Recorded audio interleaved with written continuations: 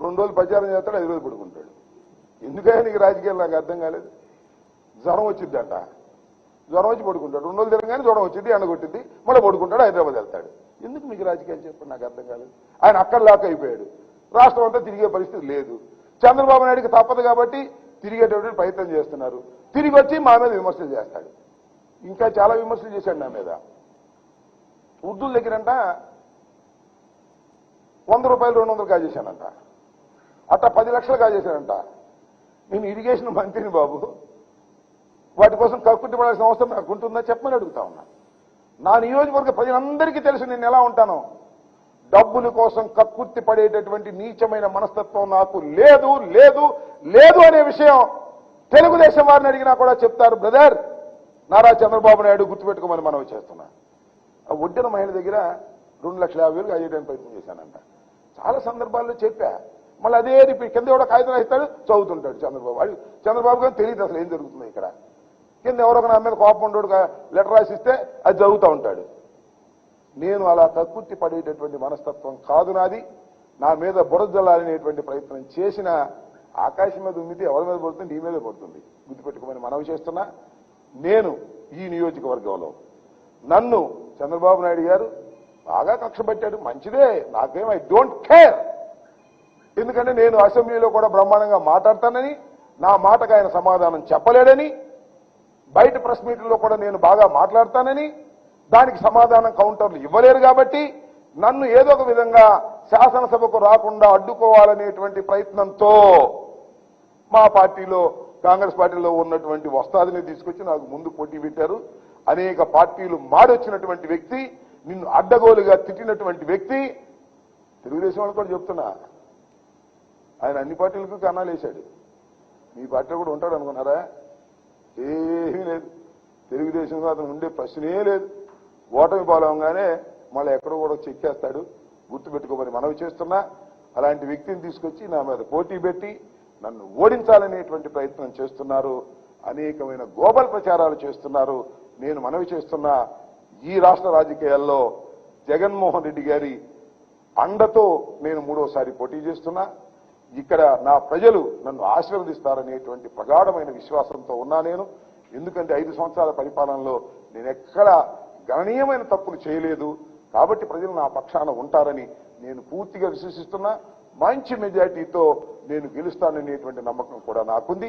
అనేకమైన ఆరోపణలు నా మీద చేస్తున్నాడు నారా చంద్రబాబు నాయుడు గారు. ఆ ఆరోపణలు దయచేసి నమ్మవద్దని, వాస్తవాలు మీ అందరికీ తెలుసని నేను ఈ సందర్భంగా చెప్పదలుచుకున్నాను. నాకు క్యూసిక్లు లేదా టీఎంసీలు లేదా ప్రాజెక్టులు ఏదో క్విజ్ మాస్టర్లుగా నాకు క్విజ్ పెడతాడేమో నాకు అర్థం కాల.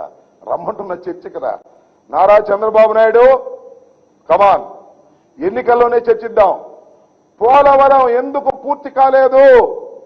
అది నా తప్పిదమా, ఈ ప్రభుత్వ తప్పిదమా, లేక చంద్రబాబు నాయుడు గారు తప్పిదమా తేల్చుకుందాం రమ్మని అడుగుతా ఉన్నా.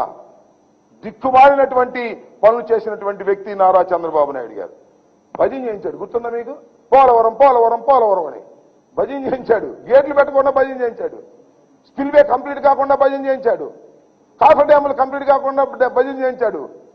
డైవర్ట్ కాకోకుండా, నది డైవర్షన్ లేకుండా భజన చేయించాడు. కమాన్, దమ్ముంటే రా, చర్చిస్తా.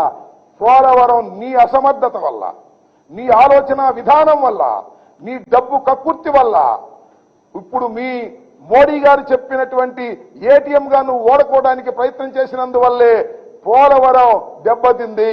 దాన్ని బాగు చేసేటటువంటి ప్రయత్నం చేస్తున్నాం. ఏ క్షణంలోనైనా నారా చంద్రబాబు నాయుడు గారితో సిద్ధంగా ఉన్న పోలవరం పూర్తి కాకపోవడానికి ప్రధానమైనటువంటి కారణం నిందితుడు నారా చంద్రబాబు నాయుడు అని మనవి చేస్తున్నా. అదేమంటే పతితో మాట అంటారు, రాంబాబుకి డ్యాన్స్ వేయటం వచ్చని. మీ పక్కన పవన్ కళ్యాణ్ వేయట్లేదు డ్యాన్సులు సినిమాల్లో డబ్బుల కోసం? నేను డబ్బుల కోసం డ్యాన్స్ చేస్తానా? పండుగ, భోగి పండుగ. భోగి పండుగలో నేను ఇవ్వాలే కాదే, ప్రతిసారి 3 సంవత్సరాల నుంచి భోగి మంట వేసి నా సోదరులతో సోదరీమణులతో నృత్యం చేస్తా, ఆనంద తాండవం చేస్తా. దాన్ని పట్టుకుని రాంబాబు డ్యాన్స్ చేస్తాడు, రాంబాబు పండక్కి డ్యాన్స్ చేస్తాను తప్ప పొలిటికల్ గా డ్యాన్స్ చేసే స్వభావం నాకు లేదు. చంద్రబాబు, నువ్వు పొలిటికల్ డాన్సర్వి. కాసేపు మోడీతో డాన్స్ చేస్తావు, కాసేపు సిపిఐ సిపిఎంతో డాన్స్ చేస్తావు, కాసేపు పవన్ కళ్యాణ్తో డాన్స్ చేస్తావు. అన్ని పార్టీలు మారుతూ డాన్స్ చేయించేటటువంటి ఒక డాన్సర్వి, పొలిటికల్ డాన్సర్వి నువ్వు చంద్రబాబు నాయుడు అని మనం చేస్తున్నా. నేను పండుగకు నా సోదరిమణులతో డాన్స్ వేసి ఆనందపడతారు తప్ప I never political dance. Pawan Kalyan కూడా పొలిటికల్ డాన్స్ చేస్తాడు.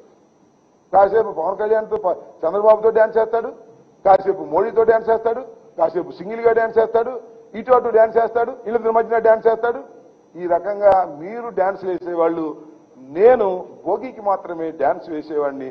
దాన్ని చూసి డాన్స్ చేస్తాడు, మీ మంత్రి డాన్స్ చేస్తాడు. అసలు మంత్రి అంటే ఏమిటో తెలుసా అంటున్నాడు. ఏమో మంత్రి అంటే ఏంటో మాకు తెలియదు, చెప్పు. మీ అబ్బాయికి బాగా తెలిసామో, నీకు మీ అబ్బాయికి. పోలవరం గురించి వాళ్ళని అడిగితే, వైసీపీ వాళ్ళని అడిగితే వాళ్ళకి డాన్స్ వేయడం తప్ప, డాన్స్ కాంపిటీషన్లు తప్ప పోలవరం గురించి మాట్లాడే సమర్థత, సత్తా లేదు వాళ్ళకి. ఎందుకు ప్రత్యేకించి మన సీఎం రమేష్ గారిని, ఎందుకు నేను భారతీయ జనతా పార్టీని, ప్రధానమంత్రి గారిని అభ్యర్థించి మరీ ఆంధ్రాకి తీసుకొచ్చామంటే, పోలవరం ప్రాజెక్టుకి ప్రధానమంత్రి గారి సహాయ సహకారాలు లేకపోతే మనకి పోలవరం ప్రాజెక్ట్ అవ్వదు. అందుకని అలాగే ఎందుకంటే చాలా అడ్డదిడ్డంగా చేశారు దాన్ని. మేము ప్రతిదీ కూర్చొని పోలవరం ప్రాజెక్టు వచ్చిన 2 నెలల్లో పూర్తి చేస్తాం, ఇలాంటి అబద్ధాలు చెప్పలేం. కానీ బలంగా నిలబడతాం. సకాలంలో, సాధ్యమైనంత తక్కువ కాలంలో దాన్ని పూర్తి చేసే బాధ్యత కూటమి ప్రభుత్వం తీసుకుంటుంది. అందుకు ఈయన గెలుపు చాలా కీలకం ఇక్కడ.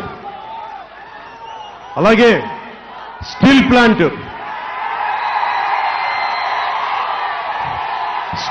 గురించి అడుగుతా ఉన్నారు రమేష్ గారు కూడా.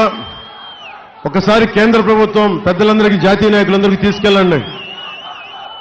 ఇక్కడ మీరు మీ గొంతు నుంచి వస్తే మన భారతీయ జనతా పార్టీ ప్రభుత్వానికి రేపొద్దున మీరు ఎంపీగా గెలిచి మన స్టీల్ ప్లాంట్ సమస్యని తీసుకొచ్చి ఇక్కడ సొంత గనులు కేటాయించండి. ఇక్కడి నుంచి దానికి సంబంధిత కృషి చేస్తాం అని మీరు ఒక బలమైన వాదన జాతీయ నాయకులకి వినిపించగలిగితే, పెద్దలందరికీ వినిపించగలిగితే, ఎందుకంటే ముఖ్యంగా స్టీల్ ప్లాంట్ ఆంధ్రప్రదేశ్ ప్రజల భావోద్వేగాలతో కూడుకుంది. లేదంటే ప్రభుత్వ స్టీల్ రంగ శైలిలో కలిపేసేయండి. మన స్టీల్ ప్లాంట్ని కాపాడుకుందాం. ఇది కూడా జనసేన నిజంగా నా కోరిక. ఎందుకంటే నేను DCA సహకార సంఘాలు కానీ, మన తుమ్మపాల షుగర్ ఫ్యాక్టరీలు కానీ, మన ప్రభుత్వ రంగ సంస్థలు బాగుండాలని కోరుకునేవాడిని. నేను ఎందుకు కోరుకుంటానంటే, నాకు ప్రభుత్వం దగ్గర ఆస్తులు ఉండాలి. డిజిన్వెస్ట్మెంట్ పేరు మీద నిజంగా కుదరకపోతే అమ్మేయడం వేరే దారి, కానీ నిజంగా మనకి స్టీల్ ప్లాంట్, వైజాగ్ స్టీల్ ప్లాంట్ని కాపాడుకోవాలనేదే మా కూటమి తాలూకు లక్ష్యం, మనకి ముఖ్యం, కోరిక కూడా. కానీ మీరందరూ వైజాగ్లో రోజున స్టీల్ ప్లాంట్ ఎంప్లాయీస్ ముందు, కార్మిక సంఘాలందరి ముందు నేను మాట్లాడి, మీ అందరూ నాతో పాటు కలిసి రండి, ఢిల్లీ తీసుకెళ్తాను, ప్రధానమంత్రి గారిని కలుద్దాం, హోంమంత్రి గారికి తెలియజేద్దామంటే చేతులెత్తండని అందరిని అడిగితే ఒక్కళ్ళు చేతులెత్తలేదు. మీరు బాధపడుతున్నారు, ఉద్యోగులు బాధపడుతున్నారు. దీనికి సంఘాలు కూడా సమాయత్తం కావాలి. ఉట్టినే కేంద్ర ప్రభుత్వాన్ని తిడితే లాభం లేదు, ప్రధానమంత్రి గారిని తిడితే లాభం లేదు. ఆయన్ని బతిలాడుకుంటామో, బామాలుకుంటామో, 2000 కాళ్ళ వేళ పడతామో. నాకు ఒకటే ఉంది, కష్టమైన మన అలయన్స్ కూడా ఒప్పించగలిగాను. మీరందరూ బలంగా నిలబడితే, మన ఉత్తరాంధ్ర, ఆంధ్రప్రదేశ్ అందరూ నిలబడితే స్టీల్ ప్లాంట్ని కాపాడుకుందాం. కాకపోతే